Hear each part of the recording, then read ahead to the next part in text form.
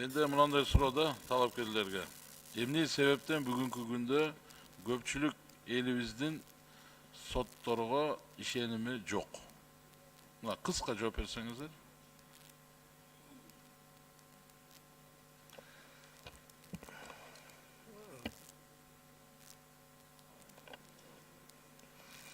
Азыр мындай бир кыскача эметсем статистика боюнча алсак, мисалы мен Чүй облусу боюнча эле кичине алсам, 37 миң иш каралыптыр жарандык экономикалык анан уголовдук болуп. Ошонун ичинен сотко бир жылда арызданганы, даттанганы бир 8%га жетпеген иштер 2400 ушундай эле иш арызданып атат да.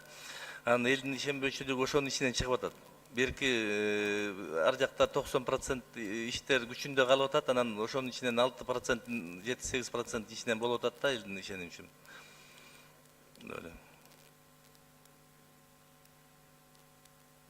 Тынчтык Ибраимович, мен оюмча эми соттун табияты ошондой экен, эки тарап келет экен сотко. Анан бирөөсүнүн пайдасына чечсең, экинчиси нааразы болуп кетет экен. Анан 100% экөө тең рахмат деп кетпейт экен да. Ошо табият ошондой экен, эми мыйзамдуу чечим кабыл алып атабыз деп ойлойм. Эми элдин нааразычылыгын айтыш кыйын го эки сөз менен.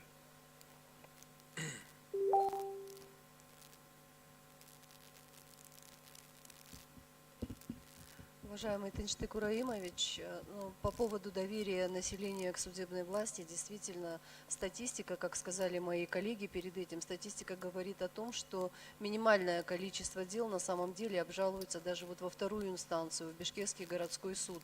Если судами рассмотрено, 4 районными судами рассмотрено определенное количество дел, то только 11% этих дел обжалуются в Бишкекский городской суд. Остальные остаются в силе и даже не вносятся во вторую инстанцию. Это тоже своего рода свидетельствует о доверии граждан к решениям, которые выносятся судами.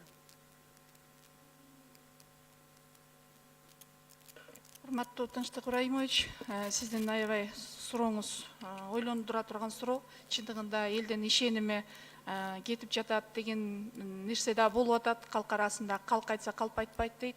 Бирок ошону менен бирге эле бул сот системасында мыкты дагы иштеген судьялар бар да, бардыгын эле бир эмеге мындай бирдей кылып айтууга болбойт да. Анан бул просто судьялардын дагы мындай өзүнүн оюн ачык айтып, мындай массалык маалымат каражаттардан телевидение, радио аркылуу опровержение бере албай, өзүнүн мындай туура чечим чыгаргандыгын мыйзам жол бербеген үчүн айта албайт да. Мисалы башка укук коргоо органдары билесиздер, дайым өзүнүн жасап аткан иштерин айтып турушат, элге мындай жеткирип турушат.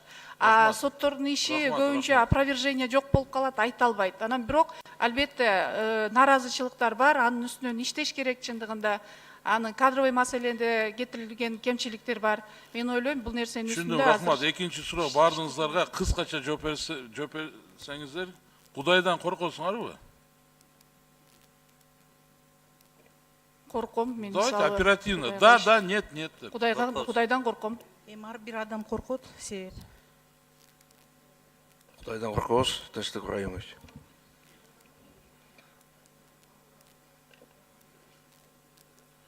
Почему кандидат Воронцова не отвечает? Ирина Николаевна. Я верю в Бога и боюсь Бога. Мен аны айтканым, урматтуу талапкерлер, сиздер ошо иштерди карап атканда, ошо иштин артынан бир үй бүлөнүн тагдыры, анын ошол үй бүлөдө болгон ыйы, ошол үй бүлөнүн аброю коомчулукта, ошол үй бүлөнүн материалдык, моралдык чыгымдары, ошол жерде жаш балдары болсо, атасын же апасын камап атсаңар, туурабы туура эмес аны кийин келечек көрсөтөт. Ошол жерде жаш балдары, неберелери ыйлап, ошону эске алып коюңуздар. Себеби бул биздин жарандар. Ошол жарандар бар, силер сот болуп кайкайып жүрөсүңөр. Биз депутат болуп жүрөбүз. Башкалар министрлер болуп чоңдор. Эгерде элибиз жок болгондо, анда эч кимибиз мындай отурбайт элекпиз. Ошондуктан мен сиздерди чакырып кетет элем. Кудайдан коркула, мыйзамдан коркула, и уяттан коркула. Эртең бардыгыбыз бул дүйнөдөн кетебиз. эртең жоопкерчилиги бар, элдин каргышы бар. Ошол жерде туура эмес соттосоңор, туура эмес камасаңар,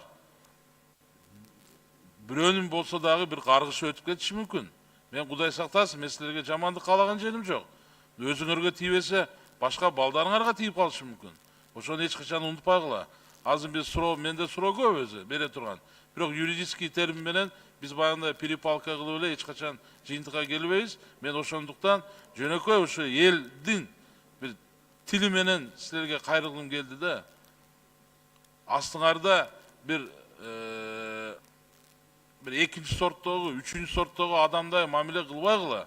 Сиздерге окшогон жаран ал. Аны ага өкүм чыгарардын астында бир ойлонуп туруп, эртең мен дагы жооп берем деп баягы ошол Кудайдан, мыйзамдан, уяттан коркконго мен сиздерди чакырам. Рахмат.